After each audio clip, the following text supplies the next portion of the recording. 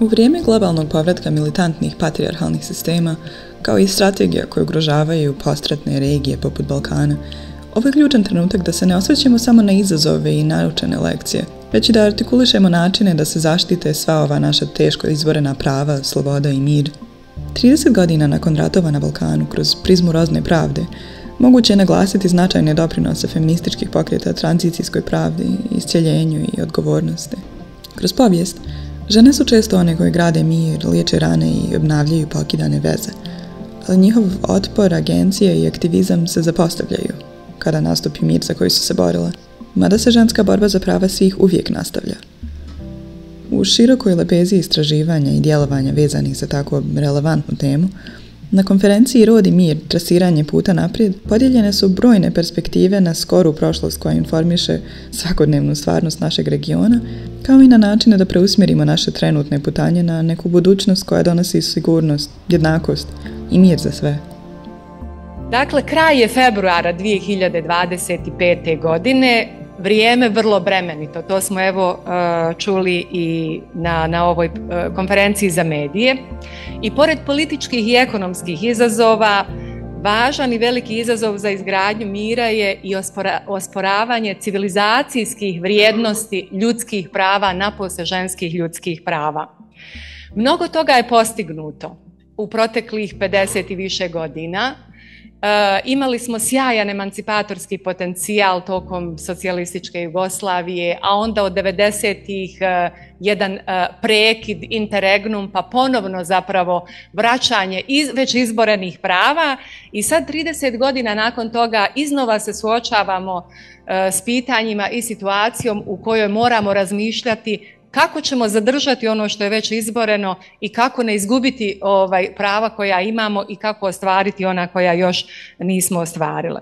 Mi smo se okupili ovdje da pokušamo osvijestiti i osvijetliti koliko su rod i mir neraskidivo uvijek bili i danas povezani i kako to jedna feministička autorica i dobitnica Nobelove nagrade za mir, Jane Addams, kaže: mir nije samo odsustvo rata, već prisustvo pravde, reda i saradnje između naroda. I nama je važno ovo što je Biljana jutros napomenula, da i gradimo ta prijateljstva koja će nam olakšati muku u kojoj se nalazimo i ovu anksioznost koju svaki dan proživljavamo jer se iznova suočavamo s novim prijetnjama.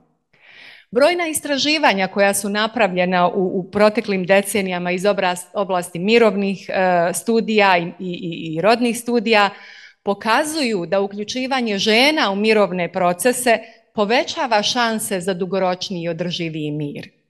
Prema istraživanjima UN Women iz 2015. godine, sporazumi u čijem su ostvarivanju sudjelovale žene imaju 35% veću šansu da opstanu i da budu održiviji.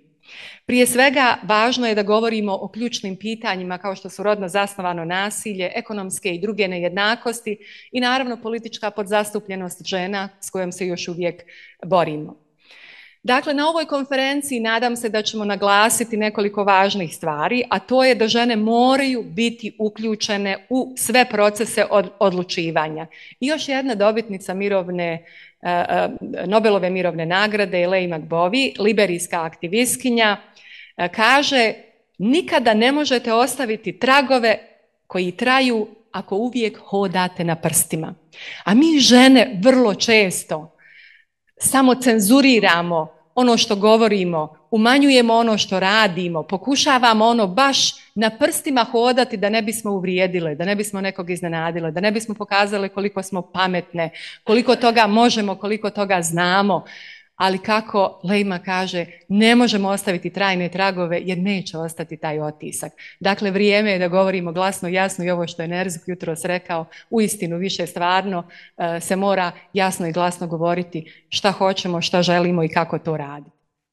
Kako bez cenzure nanovo progovarati o temama antiratnog djelovanja i smislu antiratnog otpora, međuovisnosti, odgovornosti, vrijednostima života, idejama u društvenosti i što nas obvezuje da ustrajavamo na politici mira i konceptu nenasilja unutar ratnog pustošenja. Koja su to pitanja ključna za feminističku politiku mira, a tiču se kako razloga roda, o tomu smo pričali danas i to je naziv ove konferencije, tako i onih ontoloških, a koje ulaze u sferu ljudskosti, ljudskog bivanja, humanizacije i dehumanizacije. Prvo pitanje tiče se nužnog pozicioniranja spram remilitarizacije i njenog maskulino-kolonijalnog kapitalističkog sidrišta. Drugo, problematizira politiku nenasilja koja je uvijek u sprezi s društvenim imaginiranjem mira. A treće, nanovo osvještava koliko nam je potrebna transnacionalna feministička solidarnost i podrška, dakle svih nas, na našim prostorima, ali i na međunarodnoj sceni. Prvo, kako se pozicionirati danas spram javno zagovaravajuće militarizacije koja eskalira i nažalost podržana je. Iako je tu niz ulaza u takozvane nedozvoljive niše vezano uz financiranje rata i ratne mašinerije, o tomu ne znamo puno. Opsluživanje ratnih projekata i propitivanje nacionalnih vojnih budžeta, o tome se moramo moći pitati mi kao feministkinje i mirovnjakinje i militarističkog koncepta sigurnosti. Posebnu pozornost feministkinje i mirovnjakinje najčešće usmjeravaju na rodnu dimenziju militarističkog ustroja. Nije mi namjera ovdje ulaziti u raspravu oko esencijalističko-konstruktivističke dihotomije i razloga zbog čega rodni arhetipski klišeji nerijetko igraju dominantnu ulogu u real političkom pozicioniranju, pogotovo u situacijama nasilja. Dakle, podrazumijeva se navodno što bi trebali raditi muškarci u ratu, a što bi trebale raditi žene u ratu. Pristajanjem na ideologiju militarizma, svaka osoba, ustanova ili zajednica isto tako prihvaća posve određeni paket vjerovanja o tomu kako svijet funkcionira, o tomu što određuje ljudsku prirodu. Adresirajući drugo pitanje, ono o problematici nenasilja u trenutku duboke ljudske razvaline i cijepova po mnogim osima danas, egzistencijalnim i ontološkim, preuzimamo li time rizik nerazumijevanja, odbijanja slušanja i potpune osude mirovne imaginacije mira i prava na nju? Već smo čuli, je li zagovor mira tek povlašteno mjesto političkih moćnika, oni koji kreiraju militarističke i mirovne scenarije prema njihovim političkim i ratnim kalkulacijama, određujući vremenski ritam rata, odnosno mira ili takozvanog mira ili primirja, a pri čemu je na posljedku mirovnim pregovorima, o čemu je Zilka govorila, i za pregovaračkim stolovima, zorna odsutnost mirovnjakinja. Što priječi moćne nasilja? Nenasilje, ja bih to ponovila, mada ovdje među vama ima mnogih koje puno više rade na etici nenasilja, nasilje je uvijek etička pozicija koja se nalazi u srži političkog polja, implicirajući mjesta iz zajedničkog ljudskog registra. Ono nas uvijek na neki način vraća na pitanje tko smo to mi kao ljudi, što se to smatra ljudskim bićem i ljudskim djelovanjem. A to su ranjivost, svi smo mi ranjiva ljudska bića, međuovisnost, razumijevanje i poštovanje. I ono što mi se danas posebno čini važnim, to je jednako vrijednost života svih nas. Utoliko je ulog feminističkog pozicioniranja veći, bilo kroz artikulaciju politike mira ili putem kritičkog djelovanja, javnog nenasilnog otpora i transnacionalne solidarnosti s drugima.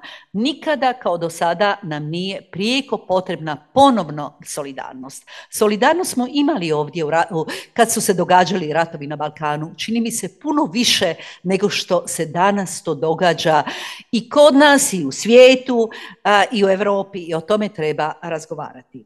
Mi namjerno koristimo termin feminicid da bismo na neki način naznačili produžetak ratno-rodnog zasnovanog nasilja koje je normalizirano u mirnodopskom periodu, ali isto tako zato što smatramo da termin koji inače baš za razliku od femicida koriste latinsko-američke aktivistkinje i znanstvenici,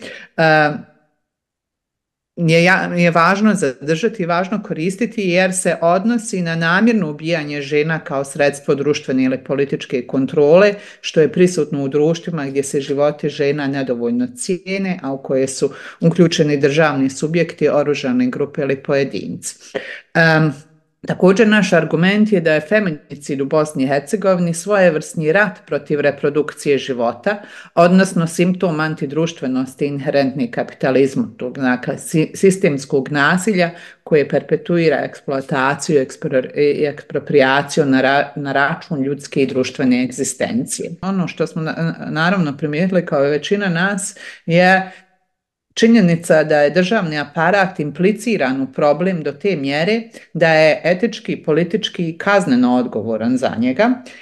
I zbog toga naše korištenje, dakle, termina feminicida kao sredstva socijalne ili političke kontrole i bez obzira jesu li u pitanju državni entiteti, naoružane skupine ili pojedinci, ali na neki način to iskomadano žensko tijelo simbolizira i raskomadano društveno tijelo, što je prema našem teorijskom okviru proizvod antidruštvenog kapitalizma i tranzicijske logike južnoevropskog periferijskog područja. Znači, ove periferije juga Europe koja zaista svjedoči ekstremnoj antidruštvenosti i koja opstaje kroz svojevrsne pedagogije okrutnosti u postratnim institucijama i u svakodnevnom životu. Živimo u sistemu koji se može opisati kao organizirana antidruštvenost. Takav sistem aktivno razgrađuje veze koje drže društvo i subjektivnost zajedno i izvlači iz njih jedan takozvani antidruštveni višak populacije, kako je Marx tvrdio, gdje kapitalizam postupno pretvara čovječanstvo u suvišan oblik života. Gdje, ako dovedemo to u kontekst feminicida, možemo vidjeti na koji način žene su barem dvostruko ili višestruko izloženije ovom pretvaranju u višak života, odnosno izložene sveopćem ratu protiv reprodukcije života danas. Jer došlo je do jednog odvajanja, elitističkog odvajanja u raznim sferama života i djelovanja i potpunog zaborava bitka. Kad kažem zaborava bitka, zaborava onoga što moramo da radimo tamo gdje jesmo da bi se to mijenjalo nabolje. Ili ćemo opet pristati u stvari na prakse u kojima će najgori vid kapitalizma odnijeti pobjedu. Moja sloboda da imenujem najnovije političke procesima fašizacije svijeta proizilazi, kako sam već rekao, iz doživljene historije koja nam ne dozvoljava da se prema tome odnosimo kao jednoj najobičnijem privjesku liberalne demokracije. Liberalna demokracija je napravila veliku grešku što je pustila da ove iliberalne ideologije bez otpora počnu triumfirati. I u takvom ambijentu proizvoditi feminističku politiku je najveći mogući poduhvat. Kako je moguće proizvoditi tu politiku? Po meni, naš glavni saveznik mora biti multilateralizam. Međunarodne organizacije, jedan internacionalni institucionalizam. Sada moja ideja je da bi mi trebali stvarati uvjete na međunarodnoj razini da odmah ovi razgovori o miru uključuju ideju pozitivnog mira, odnosno da uključuju i prisustvo ovih aktera civilnog društva, da taj mir ne bi bio samo kraj rata, nego da se odmah započinju kreativne transformacije tog društva koje vode ka izgradnji pozitivnog mira. Znači, to je mjesto gdje dolaze žene koje su uvijek odsutne iz mirovnih procesa. Da budu tu, dok se razgovara o streljivu, o naoružanju, da se razgovara i o horizontalnim vezama koje će nastupiti u postkonfliktnom društvu, gdje će se ljudi međusobno koji su bili zavađeni ponovno udruživati, povezivati i tako dalje, jer je prošlo vrijeme rata. Jednim dijelom isto na tragu ovoga, sad pred kraj što ste govorili, a to je ovo iskustvo jugoslavenskog socijalizma, ali i iskustvo nesvrstanog pokreta kao mogući inspirativni momenti. Ne mislim da je moguće niti da treba reproducirati isto, ali određeni principi i modeli u nekom smislu kao inspiracija za jedno novo promišljanje, i to baš na način koji umjesto tjeskobe koja je, i tu se s vama slažem, mislim doista stojimo na rubu tektonskih ploča koje nam se miču pod nogama, ali mislim da su to onda uvijek i situacije koje mogu biti poticajne za generiranje novih vrsta znanja, novih vrsta teorija i možda neku novu svježu priču, a mislim da upravo naši prostori imaju ta neka zrnca koja bi mogla biti plodna sjemena.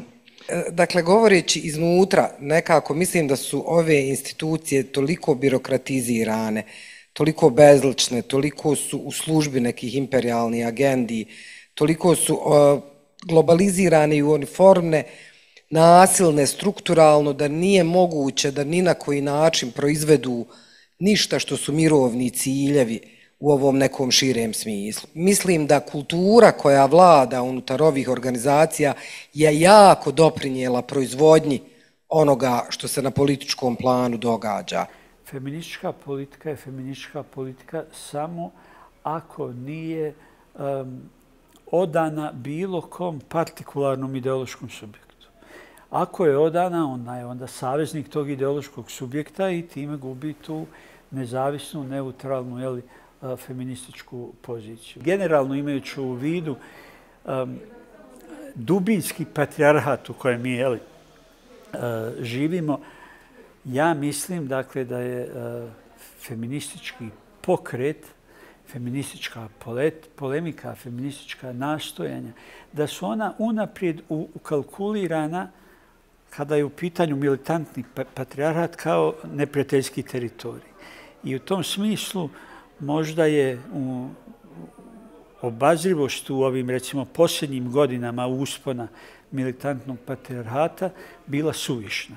Znači, ja mislim da u ovom trenutku, nakon što su glavni centri moći u svijetu, se vrlo transparentno iskazali šta hoće, da slijedi borba i da u tom smislu, kad govorimo o feminističkom otporu, meni bi bilo vrlo važno da ljudi razumiju da to nije ni spolno, ni rodno zasnovan otpor. Dakle, da su na javnom trgu koji zahtijeva da se tim protivnicima daju najjasniji mogući odgovor bez pardona. Kome služi feministička vanjska politika? Dobro pitanje. Trebala bi da služi svima. Ne samo ženama, nego svim ljudima. To je u stvari u idealnom svijetu bi trebao biti politički okvir koji se zasniva na principu, na hrbi, odnosno na principu koji se ljudskim pravima, da se vodi računa o manjinama, da se odbaci militarizam i tako dalje. The fact is that the foreign feminist policy is just on the paper. So in Slovenia, the process went on for a couple of years. The civil society and women's activists in particular were not included in the process. We have been very critical, and also one of the shortcomings of the foreign policy is, of course, that it focuses mainly on the foreign policy rather than also addressing issues back at home. I uglavnom hoću da kažem da se i dalje u Srbiji, kako je rekla Žarana Papić, još 1998. žene tretiraju isključivo kao majke i kao prirodno sredstvo za obnovu srpske nacije i da je u stvari naša uloga i obaveza da predamo svoja tela naciji. I ono što je naša realnost u Srbiji je da kada žene rade kraće od punog radnog vremena, to je u 93,7% slučajeva briga o deci i nesposobnim licima, da u Srpskoj akademiji nauka i umetnosti u odeljenju tehničkih nauka je 0 žena, 90% članova su uopšte muškarci, takođe u odeljenju za matematiku, fiziku i geonauke je 0 žena prisutno, da se Srbija sprema od septembra 2025. da uvede ponovo obavezno služenje vojnog roka i hoću da kažem da se iz odnosa prema ova 2 zakona države i crkve vidi da su u stvari nama potrebni, kakav je položaj žene i da je u stvari mi u Srbiji treba da radimo na unapređenju društvenog položaja žena i dostizanju rodne ravnopravnosti, umesto što se primoravaju žene da budu robinje svoje biologije. I ono što bih zaključila, da se i dalje žene u Srbiji smišljeno drže u nekom počinjenom položaju i da se manipuliše ženskim pravima i slobodama i da nam se nameće, znači da se zadovoljimo nekim naknadama koje se predstavljaju zaradom umesto postizanja ravnopravnosti sa muškarcima u oblasti rada, informaciono-komunikacionih tehnologija, bezbednosti i u stvari opet se nameće to pitanje da li žene u Srbiji prihvataju da budu vraćene u prošlost. Faced with systematic exclusion and the absence of legal institutional resources, Albanians turned to organize in civil resistance. In this complete absence, people turned towards each other and community building. Women were leading this community building initiative. So creating these communities of care and solidarity that really also politicized women politically. Women in this sort of in former Yugoslavia, women participated only 30% in the system during the 90s. Mostly all the women were left unemployed. Only 3% of women had some sort of financial independence. So in this context, women really turned into each other. But what was really important and altered the feminist movement in Kosovo and created really a movement is this joint alliances with women in the region and Feminist International. To conclude with Audre Lorde, she said there is no such thing as a single issue struggles because we do not live in single issue life. I think that this for me really resonates with the past and the present on the importance of building community, but also joining other movements that are progressive and creating alliances with other movements. So I think that this becomes, solidarity requires this sort of ongoing commitment and ongoing joining of movement despite the differences, especially during the time of crisis. I sam znači taj jezik koji se fokusira na situaciju žena, mladih i djece je jezik koji nije ohrabrujući, koji nije osnažujući, čija je prva asocijacija na marginalizovanost, na slabost, na potrebu da se zaštiti. Pitanje za sve nas, retorički, u kojoj mjeri su onda ovakve važeće političke obaveze u okviru međunarodne organizacije koje su izuzetno aktivne u našem regionu adekvatne da se prava Romkinja poštuju na sveobuhvatan i participan način? Vrlo često kad govorimo o ženskim pravima, mi govorimo isključivo o ženama kao jednoj masi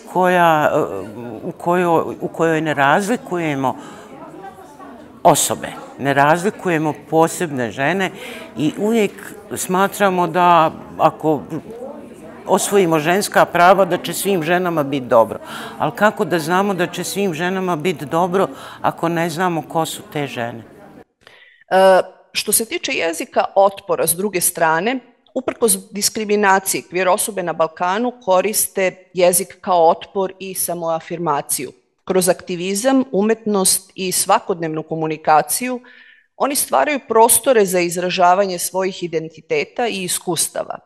Jezik se koristi za dekonstrukciju heteronormativnih narativa, za artikulaciju kvir solidarnosti i za izgradnju zajednica. Na primjer, upotreba inkluzivnog jezika kao i stvaranje novih reči i izraza za opisivanje kvir identiteta i iskustava doprinose vidljivosti i prihvatanju kvir osoba. Kvir aktivisti koriste jezik za promociju ljudskih prava, za borbu protiv diskriminacije i za izgradnju inkluzivnijeg društva. Dakle, naša borba u stvari treba da bude vođena ne samo željom za jednakošću, već i vizijom sveta u kojem se različitost slavi, a ljubav nema granica. Jer radikalna nada je vera u mogućnost tog sveta, a radikalna jednakost je put do njega. Političko djelovanje mora značiti više od reprezentacije žena u pozicijama vlasti. Ili možda tu šaradu reprezentacije treba konačno raskrinkati i zamijeniti zahtjevima za strukturalne promjene. Veća izdavanja za sektore društvene reprodukcije bi pomogla svima, ne samo ženama i ne samo feministkinjama. Militarizacija i ratna ekonomija neće proizvesti vojnike. Njih mogu da proizvedu samo žene, a neće proizvesti ni veću bezbjednost. Političare zato treba konstantno podsjećati da je kriza socijalne reprodukcije njihov primarni problem koji se ne može riješiti ratom. I tačno je, i već je opet ovdje spomenuto na mnogo panela. Treba pričati neke druge priče. U medijima, u filmovima, u književnosti, u nastavi. Feministički narativi o ratu su eliptični, komplicirani, slojeviti i uglavnom nenacionalistički. Ukoliko žene čekaju da se riješe drugi politički problemi ili da se prvo zaustavi rat pa ćemo onda mi se boriti za naša prava, a žene gube. Prema tome treba se preemptivno organizovati. Treba tražiti mjesto za stolom unaprijed, a ne pustiti da se ti kao važniji problemi prvo riješe. Jer ja mislim da je to bitno ne samo za žene, nego da je to jedini način da društva opstanu čak i u tim kriznim momentima. I opet, mislim, ako imam u koga vjere, ja imam vjeru u to da žene znaju i mogu da se organizuju i bez financija, i bez donacija, i bez pomoći koja dolazi iz bogatih zemalja. Mi smo to uvijek znale i toga se samo treba prisjetiti i to treba kultivisati. Ženske uloge u doprinosu izgradnji mira proizilaze iz njihovih uloga prije svega unutar obitelji, zajednica i tih lokalnih mreža koje su one gradile i grade. One su vrlo često, kao što je Lana naglasila, prelazile granice, ali kako one fizičke, tako i one simboličke koje su nam vrlo važne. Također su posredovale u sukobima, obnavljale povjerenje, što je vrlo važno, i pokidane veze koje su na svim ovim našim prostorima bile pokidane, pa imamo zajednice u kojima ljudi nakon 30 godina još nikada nisu prešli iz jedne u drugu zajednicu. Gradile su mostove između podijeljenih zajednica i ključno u svemu tome je ono što su one koristile: etiku brige i odgovornosti, empatiju i međusobno se podržavale. Ta radikalna jednakost po meni ili ideja radikalne jednakosti je po meni u srži onoga što smatram etikom nenasilja. Rodno osviještena politika odnosi se na žene i na muškarce. I ako govorimo o rodu i miru, to znači da bi trebalo obuhvatiti sve rodne identitete i pogledati na koji način se mi, bez obzira kojem rodnom identitetu pripadamo, kako se možemo založiti za mir.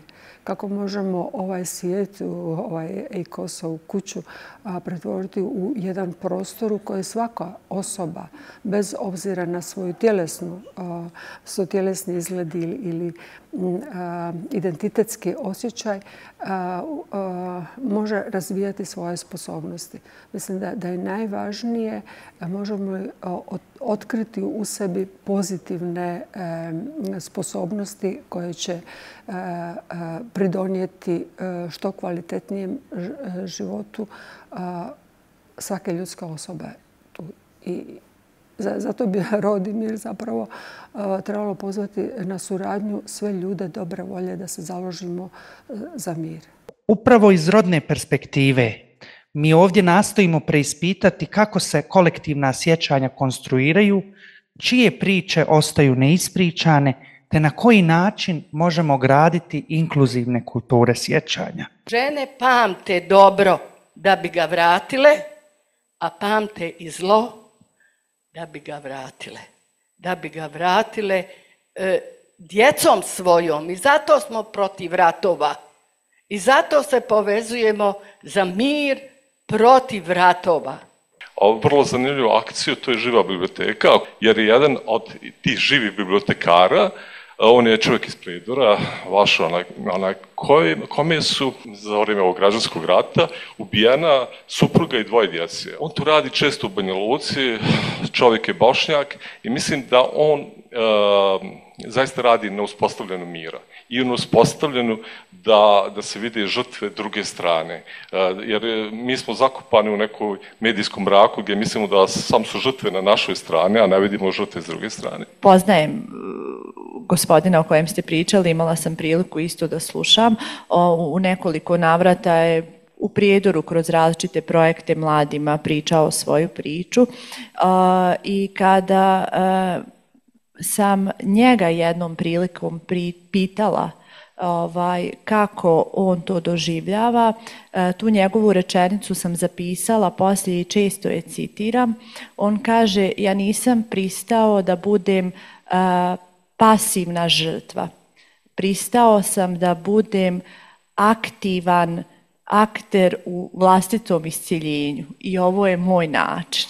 Ja kao dijete, srednjoškolac, dosta sam slušala očeva da nisu smjeli pomilovati svoje dijete i uzeti, jer taj patrijarhat je gušio tu. Ali danas u mojoj sredini veoma je drugačije, gdje mladi muškarci uzimaju svoju djecu, vode svoju djecu, druže se sa svojom djecom, pravi ručkove svoje djece. Pa hoću da kažem da ima pomaka, a pogotovo kod nas u ruralnim sredinama, kroz nevladin sektor, kroz naše edukacije, probudile se mnoge mlade žene. Sada smo u tom hibridnom vremenu kada reagiramo i na klikove i na lajkove. Pored mnogo štetnog sadržaja, mnogo mainstreama, bilo bi i više nego poželjno čuti te priče različitih aktivistica u smislu da mi u medijima imamo onu klasični medijski narativ, dakle kada se dogodi tragedija mi ostanemo u okviru patnje, u okviru žrtve, dalje se ne pomiče.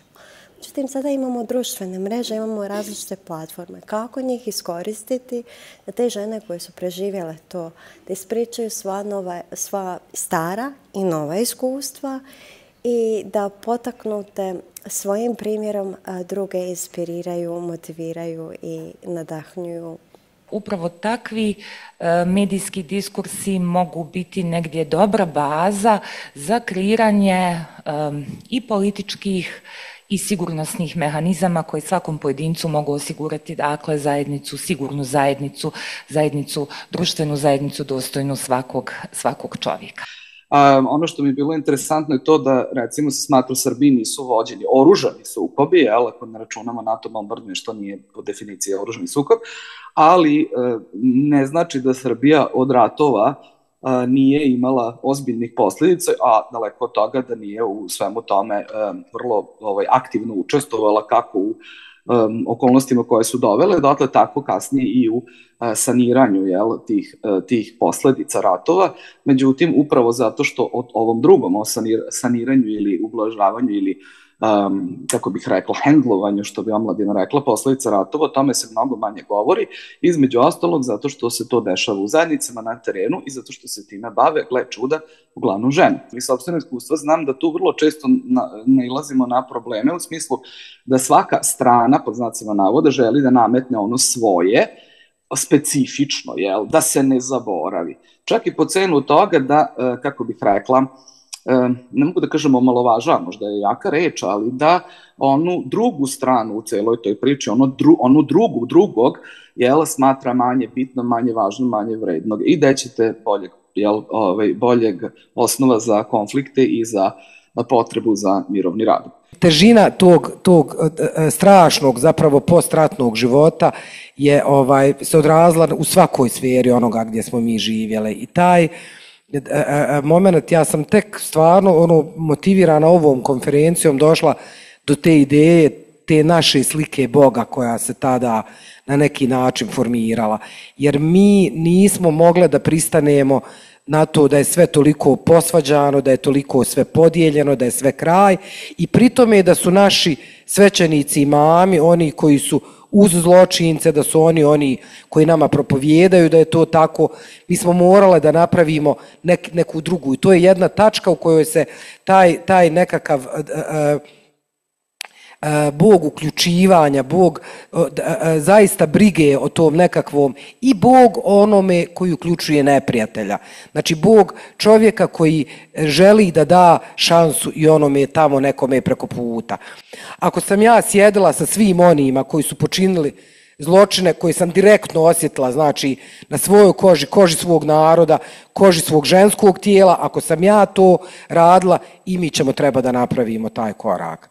Znači, mi ćemo treba da počnemo da promišljamo koje su metode dijaloga, koje su načini na kojima ćemo mi moći sa našim neprijateljem, sa onim koji nas upravo uništava, da pravimo odnos. U dijalog sa ljudima koji populistički razmišljaju na netočnu pretpostavku kako populisti jedini predstavljaju narod, važan argument antipopulističkog stava može biti mi smo također narod. U procesu nenasilnog otpora važno je ne uvući se u spiralu nasilja protivnika. Zbog toga se studenti i studentice ograđuju od mogućih ideoloških skretnica političkih djelatnika iz opozicije. Važniji im je humor i zadržavanje duha u kojem ne dižu glas zbog mržnje, nego zbog nade. Ja volim da kažem da je empatija ono što je pokretačka snaga, jer ako osjećamo, možemo da osjetimo ono što osjeti drugi i ako možemo njegovo osjećanje, njeno osjećanje da internaliziramo, da ga primimo u sebe i da postanemo osjetljivi na stvari koje sami nismo doživjeli, mislim da je to veliki uspjeh i da je to način da razumijemo druge ljude i da promijenimo i svoje stavove i svoje postupke. Nadam se da smo došle do nekih novih saznanja, da su nas iskustva koja smo podijelile obogatile i da smo još jednom potvrdile uistinu da održivi mir na ovim prostorima, ali bilo gdje drugdje, nije moguć bez rodne pravde. Dakle, to nam je nekako vrlo bitno da još jednom podcrtamo da nema mira bez rodne ravnopravnosti, da nema mira bez žena i na koncu da se bez žena ne mogu raspravljati ni jedna važna pitanja, a da je svako društveno pitanje istovremeno i feminističko pitanje. Ovo su bili neki od ključnih trenutaka sa međunarodne konferencije Rod i mir na Balkanu, trasiranje puta naprijed. Konferenciju je organizirala TPO fondacija u okviru projekta UNIGEM, Univerziteti i Gender Mainstreaming, koji se provodio od 2021. do 2025. godine na 19 univerziteta u BiH, Hrvatskoj, Srbiji i Crnoj Gori, a uz podršku vlade Ujedinjenog kraljevstva. Na konferenciji su se okupile sudionice sa univerziteta i iz civilnog društva sa područja Balkana i SAD-a. Razgovori ove konferencije odvijaju se u regionu u kojem su često nevladine organizacije, akademske zajednice i alternativne strukture građanskog djelovanja, uglavnom pod vodstvom žena, nosile teret mira. Feminističke borbe Balkana sa 90. godina pokazale su koliko je patrijarhat uvezan sa nacionalizmom i samim tim sa korozivnim, neinkluzivnim strukturama koje su nam sada centru feminističke borbe. U ovakvim vremenima ne smije se dopustiti da feministički otpor bude samo neka reakcija na nasilje i represiju. Feminističko liderstvo koje nam je sada potrebno mora prevazići pristupe koji su se razvili kao način nošenja sa nepropustljivim nacionalističkim, patrijarhalnim, neokolonijalnim strukturama i svoju novu snagu satkati na intersekcionalnosti, znatiželji i empatiji. Mirovna priča Balkana, ali i svijeta, ispisana je primjerima suradnje, hrabrosti, tragedije i obnove u centru kojih je često bio rod, ili kao meta represije, ili kao ključni element promjene. Zajedničko razumijevanje prošlosti i uvažavanje patnje svih strana predstavlja ključni korak ka izgradnji održivog mira na Balkanu. Način na koji se pozicioniraju pitanja roda i mira u religioznim, kulturnim, političkim i medijskim sferama nema samo ključnu ulogu u tome kako se sjećamo prošlosti, već i kako nove generacije pristupaju svojim i tuđim položajima u društvu. Zbog toga je ključno ne zapostavljati ulogu žene u stvaranju mira kroz inkluzivnu kulturu pamćenja, te raditi na vidljivosti i osnaživanju manjina u narativima o prošlosti, te koncipiranju budućnosti koje stvaramo. Mir je snažni element feminizma, a ako istrajemo u svojoj borbi, onda će rodna jednakost, nenasilje i zajedništvo biti snažni elementi mira koji dolazi i koji traje. To tell you the truth, I think anybody can cultivate, because you have, just like me, I went many years, not having a feminist curiosity. That's why I remember what it was like to try and create it for myself. Anybody can ask feminist questions about anything. I think who you take seriously, what you take seriously analytically, is what will determine whether you're able to do a feminist informed gender analysis. And again, it helps, and I think it's good for all of us when we're together.